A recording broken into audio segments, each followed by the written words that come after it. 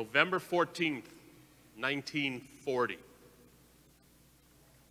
Probably doesn't mean much to anybody. August 9th, 1945. A few of you probably can remember that day or know why that day is important. September 11th, 2001 is well known to all of us. Even the youngest know that that's an important date in American history. April 15th, 2019. Everybody's going, I'm not sure. You kind of glean that there's probably a theme between these four dates.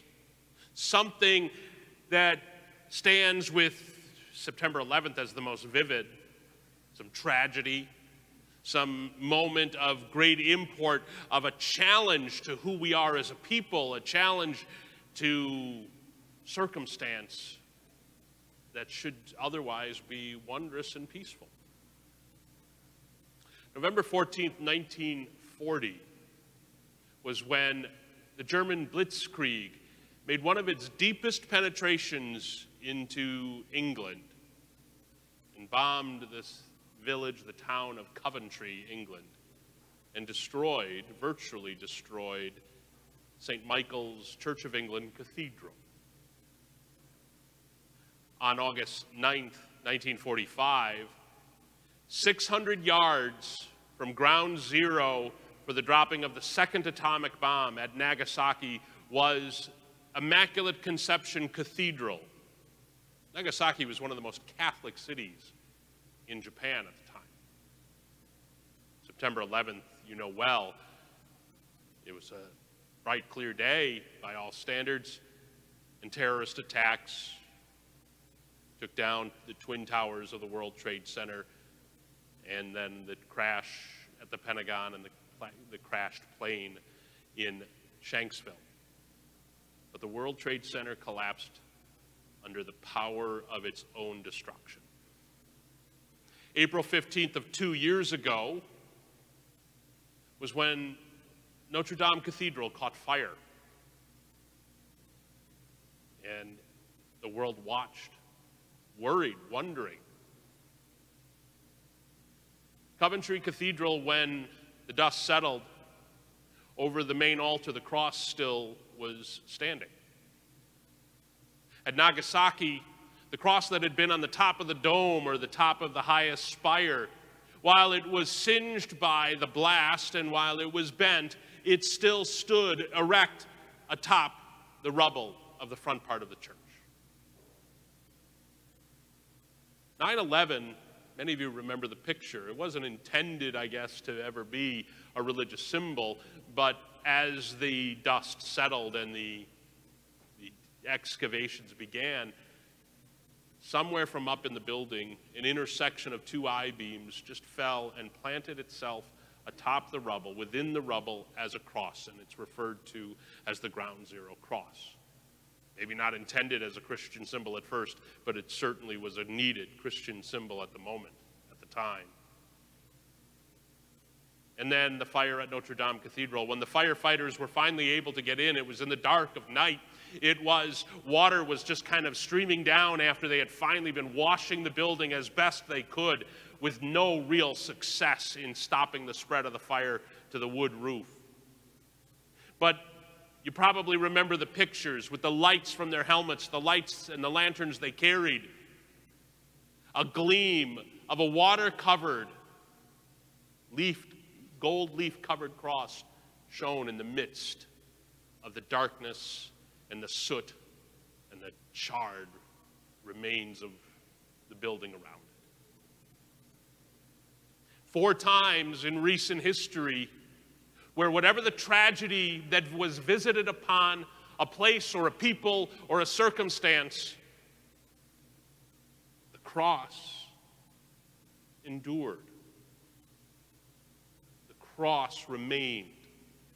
No matter what could be thrown at it, the reminder quickly followed that the cross was purposeful, meaningful, and endures.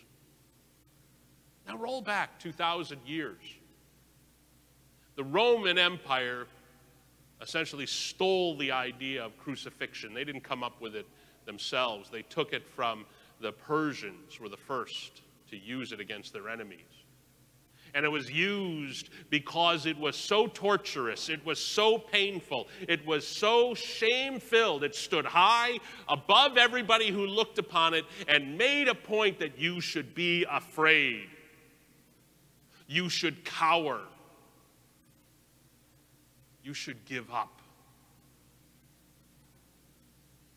And by some unusual circumstance, a small group of people in the far-flung edge of the Roman Empire who knew the victimization of the cross so vividly, one whom they loved was hung upon it, crucified. The very word excruciating comes from that. And yet,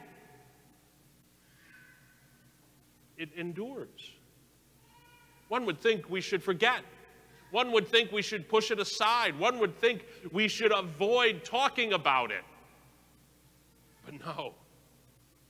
Because the Lord himself said that this must occur. The Lord himself promised that that which was the worst of humanity would be transformed into the promise.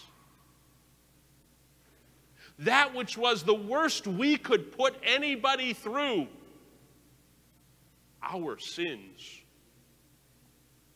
our faults and failings, that would become the moment. That would become the means. That would become the symbol, not of excruciating death, though we won't forget that. We better not forget that. Not of a shame where we should hide in the catacombs, though we had to for a period of time. And not of disgust at the bloody death it caused, even though we know the power of the body and blood sacrificed for us. We look upon the cross and we say, it is not torture, it is hope. It is not shame, it is identity, that we will make our own path of faith from baptism through death to life. It is not end, but it is new beginning. It shouldn't be just something we wear as fashion. It shouldn't just be something that gives you the indication, where's the front of the church? It should be, by its powerful moment, that which most endures in our lived faith. Whatever trial comes upon us, look to the faith, look to the cross for your comfort.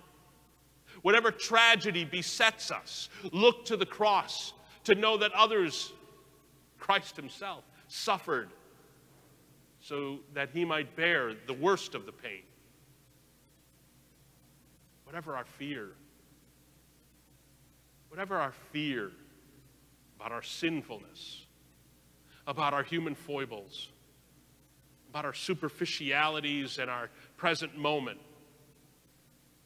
we look to the cross and we understand that something transcendent enlivens our faith, empowers our soul. On this day, in the midst of this Holy Week, in the heart of this Triduum, we know that the promise that the Lord made for us before time began, the promise that the Lord preached to us in his earthly ministry, comes to pass. It comes to pass for each of us, individually and collectively. But it is only powerful and purposeful. It is only going to endure if we endure what life throws at us,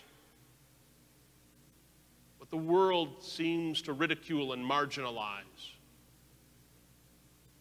Ask yourself today, is the cross so powerful and so purposeful for you, for me, that it would endure whatever the world can throw at it? You know the right answer should be yes, but be honest. And if you can say, yes, it will endure.